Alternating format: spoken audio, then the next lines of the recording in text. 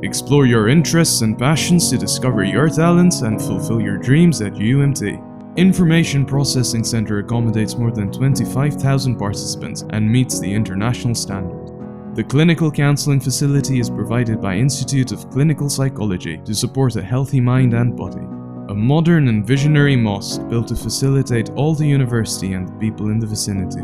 UMT has established a fully equipped fitness center for faculty, students and staff, all under the supervision of trainers for enhancing the quality of life. Expert health and well-being counselors and medical practitioners to support you. Your taste buds will come alive with our vast dining options of fast food, lunch, snacks, baked goods, tea and coffee found at the Symposium Cafe. An exclusive area assigned to the transport service for the purpose of parking and maintenance of buses. Achieve your dreams here and now.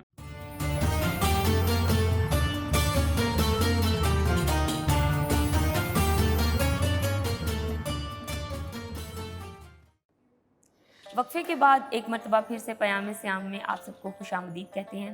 سوالات کا سلسلہ جاری و ساری ہے اور doctor الفت صاحبہ سے میرا اگلا سوال جو ہے بڑا ہی اہم سوال خواتین کے تعلیم سے متعلق ہے کہ خواتین کی تعلیم کو کیا اہمیت دی گئی ہے اسلام میں. اس کا سب سے پہلی وحی جو ہمارے قرآن مجید میں نبی اکرم صلی اللہ علیہ وسلم پر پہلی وحی جو نازل ہو رہی ہے وہ ورڈ ہے اقرا، پڑھو. اور جب یہ وحی نازل ہوئی، ورڈ اقرا نازل کیا گیا تو وہاں پر یہ مخصوص نہیں کیا گیا کہ مرد حاصل کریں گے تعلیم یا عورتیں حاصل کریں گے. یہ ورڈ عام ورڈ تھا جس میں سب کو، عورتیں بھی شامل تھیں اور مرد بھی شامل تھے.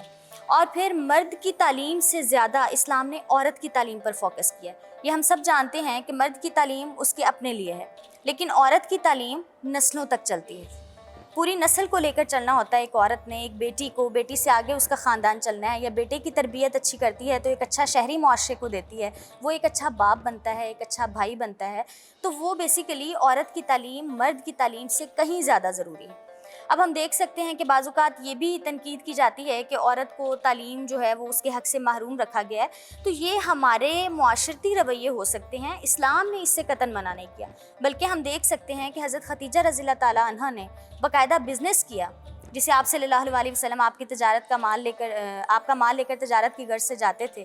اس کے علاوہ حضرت عائشہ صدیقہ رضی اللہ تعالیٰ عنہا کی زندگی ہمارے سامنے ہے کہ کتنے بڑے جید صحابہ بھی ان سے علم حاصل کیا کرتے تھے، اور ان کے پاس علم کا ایسا دریا تھا کہ وہ جب بیٹھتی تھی تو صحابہ جو ہے وہ اسے نوٹ کر رہے ہوتے تھے اور ایسے ایسے مسائل پوچھتے تھے جو شاید کسی صحابی کو بھی ان کا علم نہیں ہوتا تھا.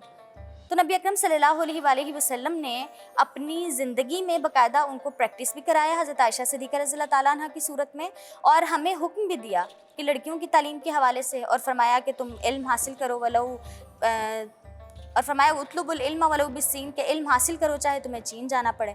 تو اس کے لیے کسی کو خاص نہیں کیا گیا، بلکہ دونوں مرد اور عورت دونوں اس چیز میں شامل ہیں. اور آج کے دور میں تو عورت کی تعلیم کو پہلے سے بھی کہیں زیادہ اہمیت حاصل ہو گئی، کہ وہ نسلوں کے سنوارنے کی بات ہو رہی ہوتی ہے اس میں.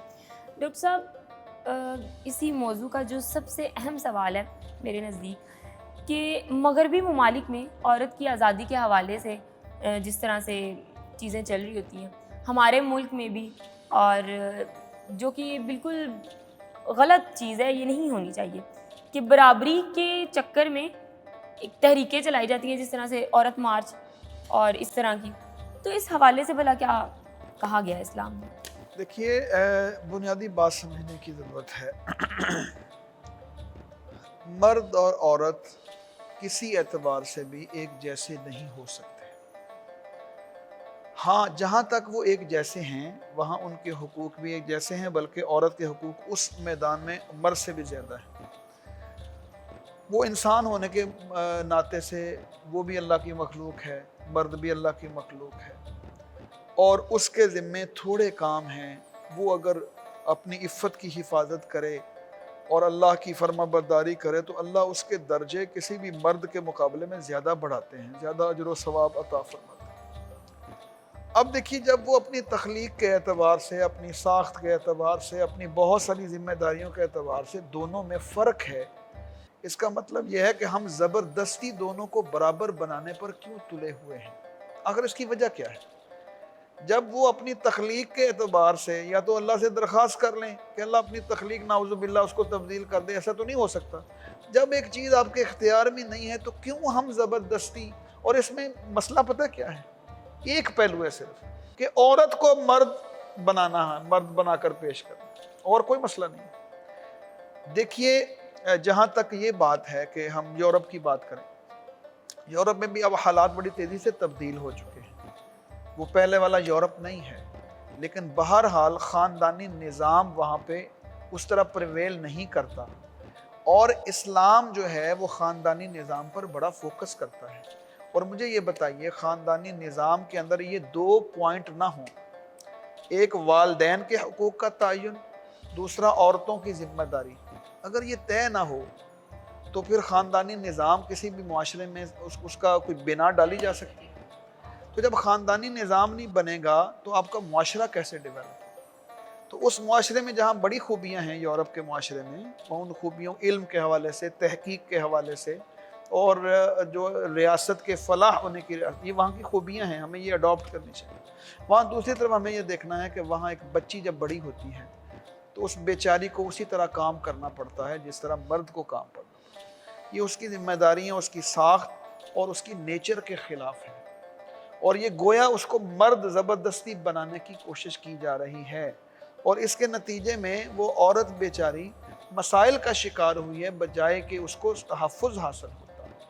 اگر اس کو تحفظ دیا جائے اور اس کو عورت سمجھیں، عورت کو مرد مت سمجھیں، اور مرد کو بھی مرد سمجھیں، مرد کو عورت بنانے کی کوشش نہ کی جائے، تو اب اس میدان میں جو آزادی ہے اور یہ جو نعرے ہیں نعوذ باللہ من ذالک، یہ اصل میں تو ایسے نعرے ہیں جس سے خاندانی نظام تباہ ہوتے ہیں، اور جن معاشروں میں خاندانی نظام تباہ ہوتے ہیں گویا اس کا معاشرتی نظام تباہ ہوتا ہے، اور جس کا معاشرتی نظام تباہ ہو جائے بالآخر وہاں ایسی خرابیاں پیدا ہوتی ہیں جس سے کبھی بھی وہ معاشرہ پنپ کر اس نہج پر نہیں جا سکتا کہ وہ مثالی معاشرہ بن سکے۔ اب جو مسائل وہاں پیدا ہو گئے ہیں ان سے بچنے کی کوشش کرنی چاہیے، اور اس کے بچنے کا بہترین حل اسلام کی تعلیمات کے اندر موجود ہے۔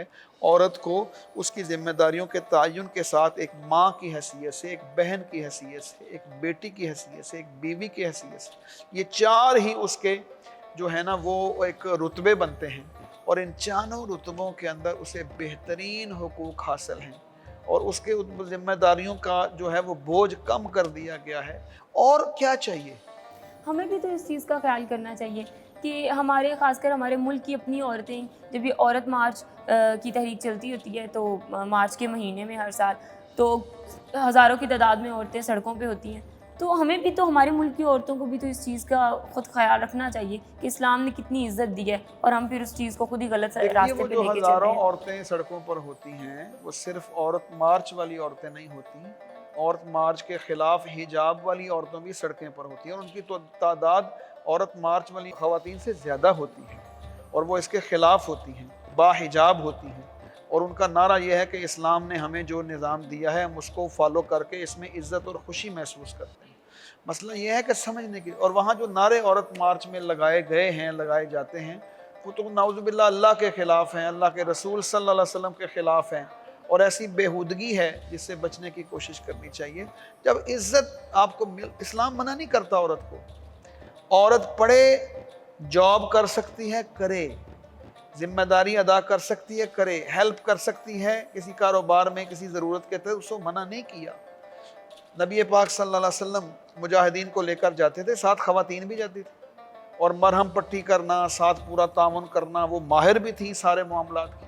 تو مطلب عورت کو اس طرح یہ مطلب تھوڑا کہ گھر میں بند کر کے رکھو، اس کو باہر نہیں جانے دینا، یہ کوئی مسئلہ نہیں۔ اپنی حدود میں رہتے ہوئے اپنی ذمہ داریوں کو پورا اگر آج کل کے معاشرے میں کرنا چاہے عورت، لیکن اپنی حدود میں رہ کے، اس کے لیے بڑی ضروری ہے۔ اور مقدس سائیکولوجیکلی پوائنٹ آف ویو سے بھی دیکھیں ہم تو ہم یہ دیکھتے ہیں کہ عورت کی طبیعت کے اندر، اس کے مزاج کے اندر اللہ تعالیٰ نے ایک نرمی، ایک ہمدردی، یہ چیزیں رکھی ہوئی ہیں، جبکہ مرد کی طبیعت کے اندر اللہ تعالیٰ نے جو سخت مزاجی رکھی ہے، یا وہ معاملات کو عقل سے، جذبات کی بجائے وہ عقل سے ڈیل کرتا ہے، تو پھر اگر وہ بھی جذبات سے کام لینا شروع کر دے اور عورت بھی جذباتی کیفیت میں کام کرے تو پھر برابری تو یہاں پر ہوگی نا، تو برابری ہوگی تو معاملات خراب ہو جائیں گے۔ بالکل ایسے ہی درست فرمایا آپ نے۔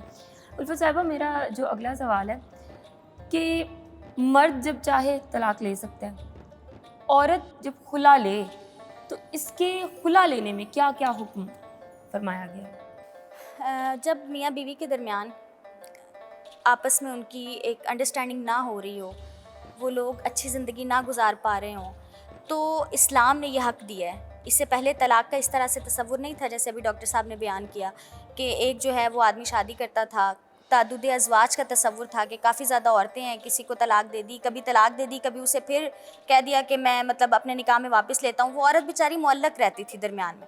تو یہاں پر جب اسلام آیا اور اس نے کانسیپٹ دیا طلاق کا کہ مرد جو ہے وہ اگر آپس میں ان دونوں کی انڈرسٹینڈنگ نہیں ہو رہی تو یہ علیحدگی اختیار کر لیں. اس سے پہلے صلح کا معاملہ ہے, اس سے پہلے سب سے پہلے یہ قرآن مجید کی آیت ہے جس کے الفاظ ہیں کہ وَالصُّلْحُ خَيْرٌ, کہ صلح سب سے بہتر ہے, صلح کر لو. اگر وہاں پر جو ہے وہ صلح کے بعد بھی بات نہیں بن رہی, آپ لوگ پھر بھی جو ہے وہ مینیج نہیں کر پا رہے, تو پھر اگلا یہ اسٹیپ بتایا گیا کہ آپس میں کوئی ثالث مقرر کرو جو آپ لوگوں کے معاملات کو اچھے طریقے سے ڈیل کرے. وہ ثالث آج کے دور میں عدالت بھی ہو سکتی ہے, آپ کے دوست احباب بھی ہو سکتے ہیں, قریبی رشتہ دار بھی ہو سکتے ہیں. اس کے بعد یہ تیسرا سٹیپ دیا گیا ہے کہ اگر پھر بھی آپ لوگوں کے آپس میں معاملات نہیں طے پا رہے, آپ لوگ نہیں رہ سکتے, تو پھر علیحدگی اختیار کریں, اور اس کے لیے مرد کو حق دیا کہ وہ طلاق دے. لیکن اس کا یہ مطلب نہیں ہے کہ یہ عورت کے ساتھ بہت بڑی زیادتی ہو گئی ہے کہ یہ حق مرد کو حاصل ہے, وہ جب چاہے جس وقت چاہے وہ عورت کو طلاق دے سکتا ہے.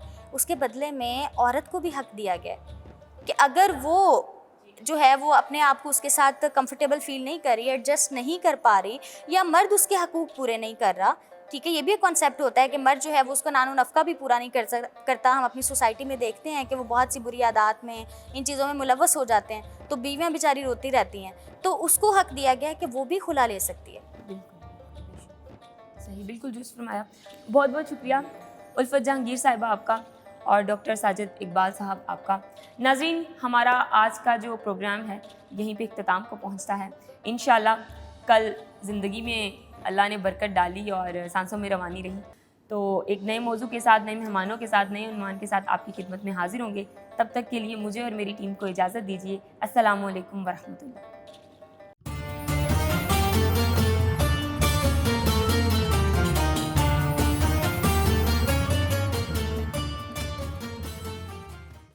Explore your interests and passions to discover your talents and fulfill your dreams at UMT. Information Processing Center accommodates more than 25,000 participants and meets the international standard. The clinical counseling facility is provided by Institute of Clinical Psychology to support a healthy mind and body. A modern and visionary mosque built to facilitate all the university and the people in the vicinity. UMT has established a fully equipped fitness center for faculty, students and staff, all under the supervision of trainers for enhancing the quality of life. Expert health and well-being counselors and medical practitioners to support you. Your taste buds will come alive with our vast dining options of fast food, lunch, snacks, baked goods, tea and coffee found at the Symposium Cafe. An exclusive area assigned to the transport service for the purpose of parking and maintenance of buses. Achieve your dreams here and now.